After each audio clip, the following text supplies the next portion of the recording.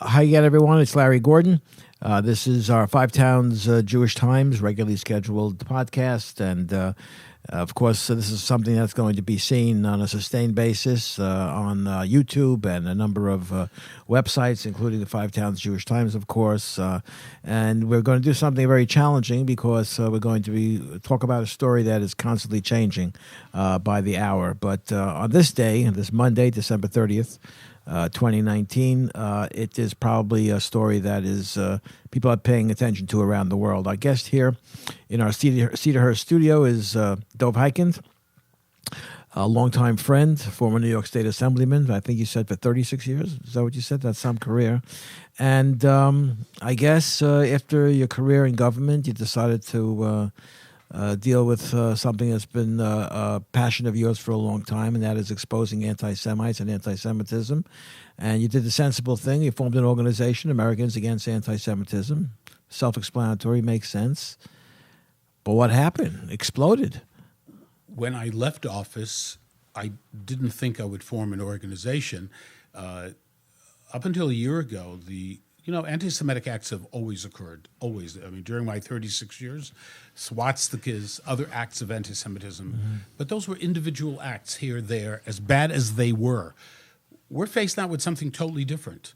We're faced with a daily onslaught of attacks upon Jews simply because they are Jews. And when people in, let's say, Borough Park, Crown Heights, and Williamsburg, maybe some people thought, it's those neighborhoods. Mm-hmm. Suddenly that has changed, and I'm afraid to say that it's going to continue changing. Now we have Jersey City. Now we have Monsey, New York.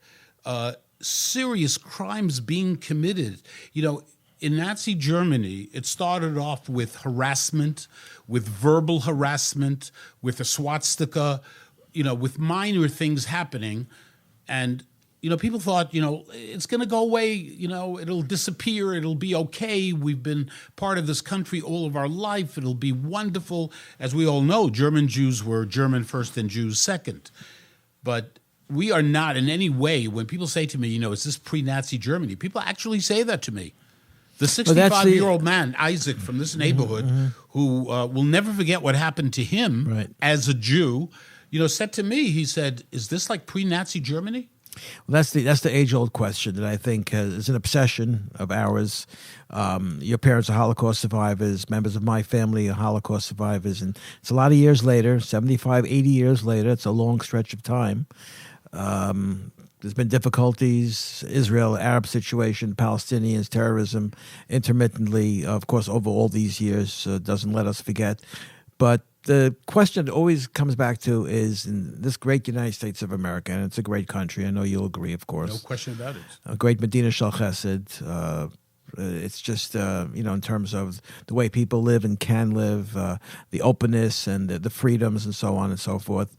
But when situations like this arise, once again, you have to ask the question, can it happen here? If you had a group of people 2 years ago or 3 years ago, a conversation of, is there a future in America, people would have laughed at you for even having the conversation because things were generally good.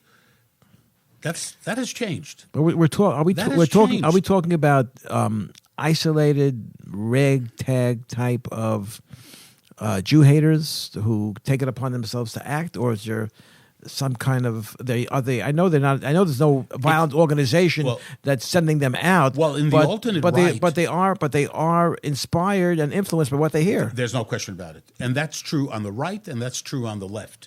The alternate right, they hear things, they read things, and words have consequences. The people who have been involved in killings in this country, when you find out what their background is, they didn't wake up one morning and say, I hate Jews, I hate this group, I hate that group. It took time. They were inundated with social media, with what goes on social media, the hate that appears. You can hate anonymously. You can say anything you want, and you never have to use your name. So the hate is there on all sides. I wonder, here in New York, where so many attacks have happened on the part of young people attacking Jews, okay? I mean, some of it is so horrible. Some of it, when you look at in the video, It is reminiscent of Nazi Germany. You see a guy with a hat, and the guy gets belted, and the hat falls down, and the guy's looking like he's in shock. He doesn't know what hit him and what happened and what did he do. Why does he deserve this? The hate is coming from someplace. There's a lot of hate within this country on the right. We know, very serious. The shootings at the synagogues where 13 people were murdered, that came from the right. But there's a growing wave of things happening on the left, which is extremely dangerous. When you have the legitimization of anti-Semitism and hate, which is happening, by the way, on the left within the Democratic Party. When it comes to the right, everyone condemns it. There's no question. But when it comes to Louis Farrakhan, the most vile anti-Semite in this country, literally, if you look at what he says, it's like Goebbels. It's horrible what he says about Jews.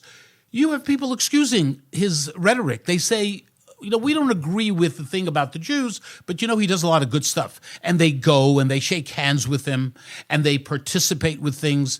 Members of Congress openly befriend this hater. That's called a double standard. Can you imagine if I sat down with David Duke to have a discussion with him or some of these other people on the right? I'd be crucified. Different story. From Ilan Omar to Tlaib to AOC. What do you need better than Bernie Sanders? Well, a Jew who has Linda Sarsour, who is a surrogate for him. The last few days, you've been very prominently featured on the news. The last couple of days, anyway. Do you think that there is an attachment? Can you draw a line from Jersey City, from the attack there, to what happened in Monsey the other night, on Saturday night, 2 nights ago, before we were actually recording this? I mean, obviously the group is not just the perpetrator is not associated with one another. Larry, these are individuals, but a lot of attention is focused on what happened in Jersey City. There was a tremendous amount of attention. We don't always know what motivates the next killer, the next murderer, the next person who's going to beat up on a Jew, the next person who drives through this neighborhood, this beautiful neighborhood called the Five Towns, with a lot of beautiful homes and Jews who are very successful, not because they took from anyone else, because they worked hard and because education meant so much. But you know what, Larry? Some of those people driving by may resent us because we are successful, because we have nice homes, because we drive big cars and we have beautiful clothing and so on and so forth. Is that a reason to hate anybody? But the reality is something, hate, taking Jews and putting them into a gas oven, taking little children and murdering them. Does that make sense? How can normal, regular people participate in the mass murder of men, women, and children? And that's exactly what happened. I'm not talking about the leading Nazis that everybody's familiar with. I'm talking about the regular, ordinary Germans who worked in the concentration camps and saw little babies and saw beautiful guys like your sons and like my children and our grandchildren and had no problem. Well, certainly, it's unfathomable. Even all these years later, it's impossible. It's impossible to grasp. But that influences people. The question I'm getting at is, generation, your generation, and my generation, we're our parents. My mother went to Auschwitz. Your family, the next generation, they hear the stories, or they may see a movie or read a book. But my mother went to Auschwitz in 1941. My grandmother went straight to the gas chamber. How can we not speak out, and how can we not fight for our people? We can't be silent. That's the most important thing, the most important message to everybody. So you can't do nothing. My question, the attack in Jersey City basically came out of nowhere. Okay, these two killers shoot into a grocery store and kill 2 people. They get killed in the process too. And then 2 weeks later, what happens? This guy, what his name is, Grafton Thomas, the perpetrator from Saturday night, he sees this. He sees is it a weak official response? Is it a weak political response? Is it a weak police response that makes him think he can get away with this? Well, I don't think it's thought out, like in detail. Am I going to get away with this or not get away with it? Look, the guy in upstate in New York, he actually drove his car away and ended up in Harlem. Can you imagine that? He actually thought he could get away, at least temporarily. I mean, everybody knew who he was. It was very easy to identify him. But I don't know if we will ever be able to say A led to B and B led to C. But we know there's an atmosphere of hate out there. There's an atmosphere where things are said about Jews, and it's okay. Members of Congress say things and do things that if we think there are no consequences to that, we're in big trouble. There are consequences to the things that people say and the things that people do. And we need to be aware of that, and we need to figure out what do we do. In the case, your question, have the authorities done a good job in terms of dealing with hate? The answer is absolutely not. I mean, whether it's the mayor of the city of New York or the governor of the state of New York, they may be very nice people, and I know they're very good at condemning hate, by the way. They're very good at that, a very courageous move. They condemn hate. It's a big thing, you should know. But what has been their plan this past year? All this unfolded, and all this was happening, and all this was going on. Did they have a plan? They're the leaders. One guy wanted to be governor, one guy wanted to be mayor. What was their plan to deal with hate? They had no plan. Mayor de Blasio said yesterday on one of the news programs that he is laying blame in Washington with the Trump administration. I dealt with that. So what's your take on that? What does all the hate in New York with people we can identify? We know who they are. They're not guys from somewhere in America, the right. The alternate right. We see who they are. They are our neighbors. They are people, most of them from the minority community. How in God's name, that's an excuse, by the way. That's why nothing will be done. You know why? Because if you don't even deal with the problem in a serious fashion, if you're blaming Donald Trump, it's a very interesting thing about blaming Donald Trump, or some Democratic group came out recently and said he's the worst, most dangerous person for anti-Semitism. Just recently came out that way, a Democrat. Meanwhile, all these communities where all the anti-Semitism has happened, right? All of them, from Monsey to Borough Park to Flatbush to Williamsburg, Crown Heights, all of them, they love Trump. He is loved by the Jewish Orthodox community. They voted for him to the tune of 80-90%. So the chutzpah of these Democrats to blame the president, that he's the one responsible. None of us think that. Nobody in the 5 towns really feels that way. They like the president. They think he's been I'm not saying he's perfect. I'm not saying there aren't things to be critical about. Yes. But when it comes to the Jewish people, when it comes to the state of Israel, which is surrounded by enemies who want to destroy her, we have never had a better friend since 1948 than Donald Trump. So you mentioned the support that the president has in the Orthodox Jewish communities. Is this spate of anti-Semitic attacks something being targeted at Orthodox Jews specifically because they are so identifiably on the surface as Jews? Look, they're being targeted because, as you said, you can tell who's a Jew. If you go to Manhattan and the people that are walking around, I was at Fox doing an interview, and the guy who works in the building, when I came out, said to me quietly, he said, I'm Jewish. Yeah. I couldn't tell he was Jewish, but he said, I'm Jewish. Yeah. And I'm very, very much concerned about what's going on. But he almost whispered it, I'm Jewish. So when you can identify people, clearly this is a Jew. Most people, you walk in Manhattan, you don't know who's who.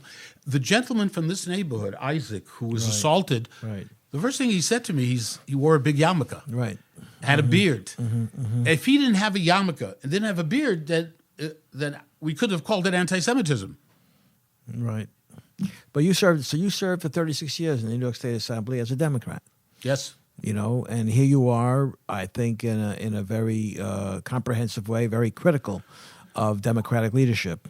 So You're not in office anymore. Well, the way I look at it, the Democratic Party has left me and many of us. The Democratic Party, like the Labour Party in England. Look what happened to the Labour Party in England with Corbyn. I mean, the Labour Party used to have Tony Blair as the prime minister, a middle-of-the-road supporter of Israel. Look what happened in England. Look what happened in England. Things completely were destroyed within the Labour Party. Jews in England voted for Labour like Jews are still voting for the Democratic Party. They haven't learned a lesson yet, what's good for them. So I'm a Democrat, but not a very, I'm an embarrassed Democrat. And also, people always ask me, why don't you become a Republican? I can be a lot more effective as a Democrat. Sure, especially in the New York State And by the way, no Assembly. one can take that away from me. I mean, I see some nasty stuff being written about me today because of the position that I'm taking, that I'm a traitor and all the rest of the stuff. They remind everybody that I was in JDL, which I'm very proud of 45 years ago. How are you a traitor? What are they saying? Because I am criticizing the Democratic Party. I'm criticizing Obama. I haven't done that in at least 3 years. But, look, I've gone on MSNBC, not just Fox, but I've gone on every program, and I say the same things on Fox as I say on MSNBC, and I say on CNN, whether they like it or not. I don't ask to be on. They ask me to be on. Right, and I take the positions that I take, and I say the things, the mayor has failed. And I say that. I know him. He was a good friend, but he has failed. By the way, this is not a question of certain issues that we have a different point of view. And okay, you have your view, I have my view. This is fundamental to us as Americans, as Jews living in this country. When you tolerate any kind of anti-Semitism, if you're not strong on that issue, then you are in trouble, and then maybe you have to think about the future. So I assume you're not satisfied with the reaction from political leaders. De Blasio said what he said. Cuomo met with the rabbi yesterday on Sunday in Monsey. What about that's all the show? What about that's all the show? That's baloney. I told the mayor. I presented him with a bunch of suggestions. I told him quite a while ago, stop with the press conferences. Stop with the Twitter. This is what they do. This is what the governor does. Check it out. Every time there's an incident, you know what he says? Same thing. I'm sending the state troopers in to help the investigation. Where are the investigations? What happened with the investigation? Where are they? Who's been arrested? Who's been charged? Who's in jail? Who's going to jail? People are not afraid to commit these offenses because no the consequences. No consequences. Are either very minimal unless or you shoot non-existent. somebody.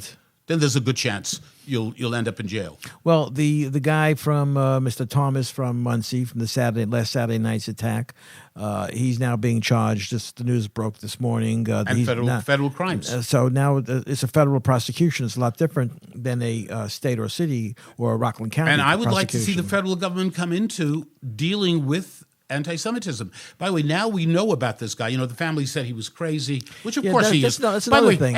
anyone who goes out and kills innocent people is crazy. Anybody that straps a bomb onto themselves and walks into a restaurant in Israel is crazy. But now there's new stuff that came out. Stuff with Hitler. Right, he did all kinds of things that this is not so pashut. This guy was looking and searching, and I guarantee you, he was not a big fan of Jews. But right away, his pastor was quoted, his neighbors in the community, and they say it's the psychological. You know what his pastor said? You're going to love this. He's not a violent guy. And he had psychological. He only stabbed 5 people, and he would have stabbed many more. But he's not violent. That's what his pastor said. And he did a Google search for unbelievable for synagogues in Elizabeth, New Jersey. Yeah. I don't want to scare anybody in Elizabeth, New Jersey. Yeah, but look, we have to be concerned. We shouldn't be fearful. We shouldn't be afraid to walk the streets and do things. But we need to be involved. We need to have our eyes open. We need to. Let me tell you, did people in Monsey expect what just happened? Did people in Jersey City, a couple of Jews living in that neighborhood, expect what happened in that neighborhood? Listen, I remember, and I know you remember too, when Community Patrol started in the 1960s in Crown Heights. Sure. It was out of control. People were getting mugged and robbed constantly, on a nightly basis. As a matter of fact, on my block on Montgomery Street, we hired a private security guard. Right. And the first night the security guard was on duty, he got beat up. Well, those were the days where crime was out of control. But it was a new thing. Crime. There was no. You're talking about in the 1960s. In the 1950s, I remember my grandmother used to tell me when I was born, she came by subway at 3:00 in the morning from the Bronx And was not afraid. and got off at Eastern Parkway and Utica my Avenue. parents lived in the Bronx as well. Yeah, and she walked from the subway station on Utica and Eastern Parkway And to didn't my think parents' twice. house. Scared of what? Scared of who's going to hurt Right, you? right, exactly. But in the 1960s, that all began to change and became very frightening. Well, the fact is that today crime is down dramatically, not just in New York, but all over the United States. But there's a new thing that we have today that has increased dramatically, and that is anti-Semitism, hate. The lack of reaction from people like Congresswoman Cortez and the others. I mean, they would speak out. There's a man in New York. His name is Schumer. Right. He is a Shomer Yisrael. Right. Now, I'm not saying that. He says that. Right. 25 years of my life, every time I went to a place where he spoke, Absolutely, and he yeah. always spoke, he always said, you know what my name means? He repeated the same story all the time. Mm-hmm. He said, my name means Shomer because I am a Shomer Yisrael. Does anyone think he's a Shomer Yisrael? Anyone? Has he spoken out Or at all? Jerry Nadler or many of the other people. Have we heard from any of them the last couple of weeks? I've been critical of Schumer publicly. Look, if we're going to depend on our Jewish leaders, we might as well make Aliyah very fast because there is no future with our leaders. We have no leaders. We really don't. We have no leaders. We have no one who comes forward and says, this is what should be done. Someone who understands, not measures the way the wind is blowing, but ready to speak out regardless of the consequences, only being afraid of HaKadosh Baruch Hu, nothing else. You don't have that. If it's a Democrat, he doesn't want to antagonize other Democrats. Republicans will speak out against Democrats. Democrats will speak out against Republicans. But So right now we're in the thick of this. Hopefully, what happened Saturday night in Monsey, hopefully is the last of it. Hopefully, of course. Halavai. Yeah, but what is the likelihood of the disparate Jewish organizations that fight anti-Semitism, that stick up for people's civil rights? What's the chances of getting together and having some kind of a unified front to combat this type of scourge? So there are things that can be done. By the way, interestingly, on my way over for this interview, the ADL today criticized David Dinkins. Not David Dinkins, I'm using David, de Blasio. Blasio. Mm-hmm. That, Mashiach can come. Right. I mean, the ADL criticized the mayor with regard to the anti-Semitism. On my way over here, I spoke to David Patterson. Governor Patterson reached out to us. I spoke to him. He wants to bring together black leaders and Jewish leaders, but not the Al Sharptons of the world, but people who are respected. We need to sit down. We need to work together. We need to have an honest conversation. Maybe there are issues that one community has with regard to the other and the other regard, and let's talk it out. Let's have an honest discussion. Maybe everybody can learn, like, what's bothering you? Why are you attacking? I would like to ask these kids, why are you attacking Jews? What is the answer? What do you think the answer would be? I can't imagine there's an intelligent or an intellectual motivation for these assaults, these attacks. But something is causing it. Something is, if it's just to have fun and beat up on somebody, why is it a Jew? Pick somebody else. What about, let's talk about guns and the Second Amendment and Jews. It's like opposite ends of the spectrum. But there's been a lot of talk about... Jews need more guns. I mean, Look what just happened in a church. Right. There was a gunman in a church. I saw the video. Started firing, and he could have killed 20 people. He could have killed 30 people. But guess what? Some members of that church, they also had a gun and put an end to this murderer who ended up murdering, I think, one or two people. Yeah, two people, I think. So imagine if an individual would not have had legal guns, this guy would have rampaged as it has happened in other situations. So I think it's important for responsible people to have guns. You should never need them. And isn't it interesting that the most liberal and the most progressive people, they're the ones against guns. Nobody should have a gun. I'm sorry. Only the bad people. They can have guns. Well, whether it's the mayor of the city of New York or the governor, they don't go anywhere without being surrounded by heavily armed people. That's absolutely correct. So I think the first step in that direction, if they really believed what they were saying, is to ask their security details not to carry weapons, because those are dangerous. That's that's a very good suggestion. I think we'll take it up in AAA. That would be the first step. Right, So, right. You're absolutely correct. They're protected. They have guys with all kinds of weapons as may be necessary. Right. That's okay. That's right. But the rest of us, they also live behind high walls, Yes. which is Right. while they're fighting against the wall at our southern border, which is a different subject. Of we course. call that hypocrisy. That's right. That's all it Absolutely. is.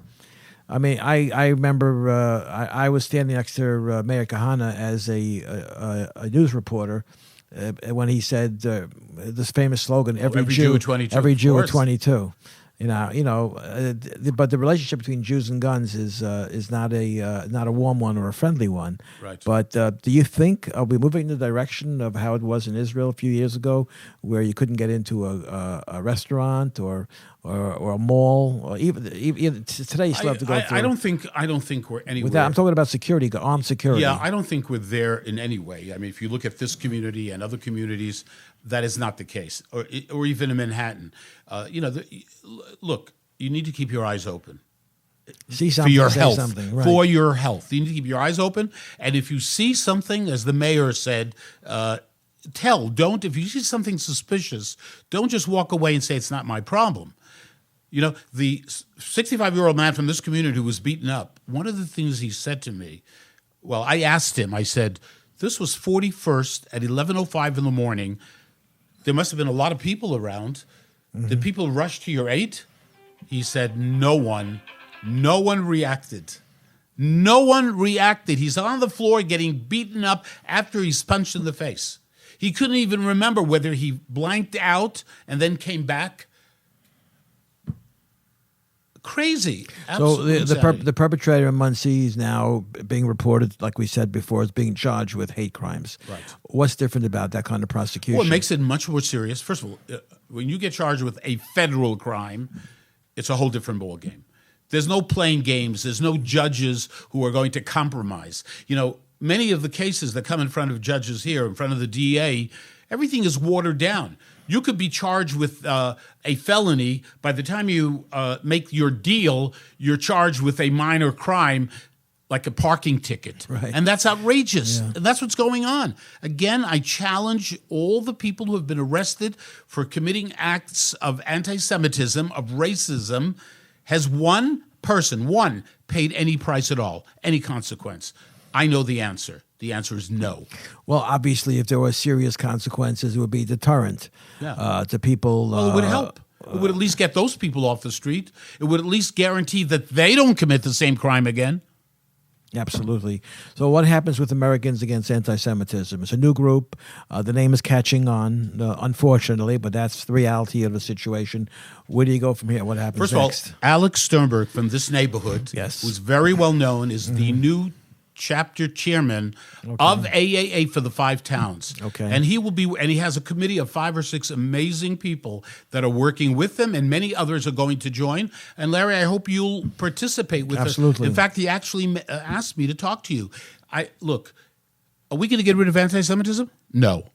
Okay, we've had hate directed against Jewish people since the beginning of time. Right. But can we make a difference? Can we make it better? Can we get government to do more? The answer is yes. But we need to be united, and we need to work together. You can't put your head in the sand and say, it's not my problem, because it wasn't Monsey's problem. It wasn't Jersey City's problem. Right. And so on and so forth. And the people that hate out there, you don't know where they're going to strike next. And we need to be alert. And can I tell you something else? We need to not be afraid. So we have a few more minutes left. So just tell me what happened. You were here. You were in the 5 towns over Shabbos. And how did your Saturday night unfold when you got news of what? Oh my God! I told you about that. Well, it was unbelievable. You didn't tell me. It was actually an unbelievable thing, because The reason we're here is because my daughter, who lives here, Right. Rabin and Dina Rahmani, their son is in Israel. They took 2 of the kids to Israel. We were babysitting the other 3 kids. Right. And we finally sat down for pizza right here on Central Right. Avenue. And it was On really Saturday night. And I was enjoying the pizza. Okay. Low-carb pizza. Oh, my Yes. God. Oh, that's great. And we're sitting and enjoying. And suddenly, my phone starts ringing like crazy. And suddenly, my people are saying, "Did you hear what happened? Did you hear what happened?" I did not want to leave the 5 towns that night. It was 10:30 at night. All of my people who are leaders in AAA, they said, "You got to go. You got to go. You got to go." And I thank HaKadosh Baruch Hu that I did. Because when I got there, first of all, being there and meeting people, first of all, people were so grateful. People were so thankful that I came. I don't know why. Like, what could I do? But, I spoke to the media, and I said what needed to be said about our government leaders. I didn't mince any words. But people were so grateful that other people from outside also cared. But what I was thinking more than anything, I looked at my 3 grandchildren. They're the youngest ones. How they were dealing with Jews being stabbed while Hanukkah menorah was being lit. How does it affect our kids? Not just the kids in Monsey. Forget about it, how difficult that is. But what about kids over here? Everybody knows what's going on. Your newspaper is going to have the story on its front page. Right. Other newspapers are going to talk about it. The parents talk about it at home. It's the subject that everybody talks about. So how do you explain it to kids? Daddy, mommy, Abba, Ima, what happened just now? How do you explain it to a kid that the kid doesn't panic and isn't afraid to walk in the streets? No, that's certainly a concern, and we spoke with Norman Blumenthal from OHEL last week about Jersey City and the immediate aftermath of Jersey City, about how to deal with that kind of trauma. And this is something that has a long-lasting effect, and it's something that you're dealing with, I think, taking the bull by the horns, so to speak. People have to be called out for their inaction, whether it's in the Congress of the United States and the left, that through their silence, they say that not speaking out is speaking out. Absolutely. That is probably, you make your statement that probably that is way. The most profound expression. When you don't Absolutely. comment about something, you're saying you're saying volumes about what it is really about and where you stand. By the way, Larry, our enemies in the BDS movement, the progressive liberals, many of them who are Jews. I wish I could find Jews on our side who are as committed as the other side is. Yeah, we love Israel and we care. I know that. But we're busy. We're all busy with life. But the other side, climate change, young people, they're in the street by the thousands. They close down the universities. They close down the high schools. Our kids, they're busy, with making sure they can make a living later on in life. Well, hopefully this is the end of it. Unfortunately, it's probably not the case. It's a big country, and the freedoms, so to speak, are exploited, and unfortunately in a damaging and unproductive way. But I thank you for taking out time for your busy schedule. No, thanks for having me. I appreciate it very much. Dov Hikind is a former New York State Assemblyman, a Jewish activist for many decades, and now the leader of Americans Against Anti-Semitism. And the advent of that group and your work couldn't come at a better time, a more important and essential time. Thank you very much. Thanks for joining us. Thank you very much.